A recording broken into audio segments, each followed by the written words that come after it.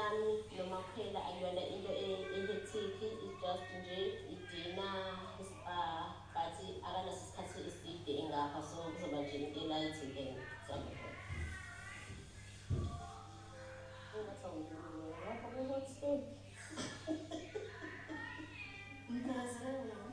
Lokulala ngesisho kanjalo wena ku-right Tricky manje. I wish Matila siye ingaka, you know, nakhule so that I can have like the full experience. Khululekani manje kuba yiboshwa bakithi ayibophe ngoba liboshiwe manje imini nogada wena ngizwa kumkhulule manje bakwethu. And it feels like now you're doing most of the work. Unezindaba manje ubekwe yini manje bakwethu Abakhulule bakithi abakhulule awu lapha nginodwa alikho ngicabanga ngayivuma le angimajini.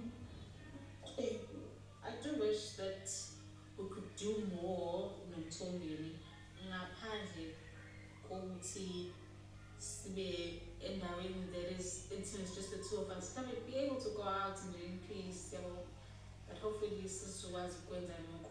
Kodwa usizile kodwa-ke nawe kwenye indawo because njengoba phela kuyi-family trip ngizosala ngenzeni-ke asengiyafisa ngihamba nawe at least kukhona okwenzayo awuthole uma ngabe ngizobe ngenza kwami uzongakhona at least-ke ngisabambele yena umsebenzi wakhe so ngiyajabula ngibambela yena manje. I didn't even know it was a family trip. Tumi didn't tell me. For what reason was I invited? No. It was a little bit awkward, so it's okay. I wasn't invited. I'm already comfortable going there, knowing that I'm not wanted there.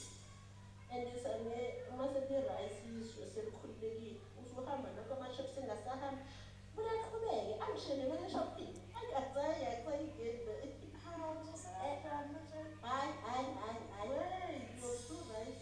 Okay, she's going to share now.